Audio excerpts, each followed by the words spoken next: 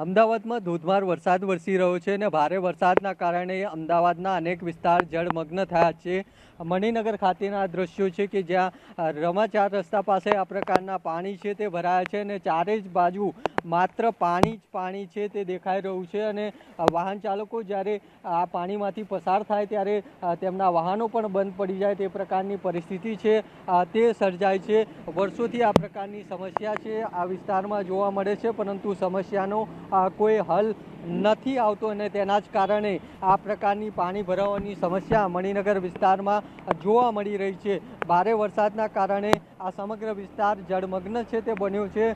લોકોના 2 વ્હીલર પાર્કિંગમાં પડ્યા હોય તે પણ પાણીના પ્રવાહના કારણે નીચે પડી ગયા હોય, 2 વ્હીલરને નુકસાન થયું હોય તે પ્રકારના દ્રશ્યો છે તે જોવા મળી રહ્યા છે. બીજી બાજુ જે મકાનો આવેલા છે તેમાં પણ મકાનની અંદર પણ પાણી છે તે પહોંચ્યા છે.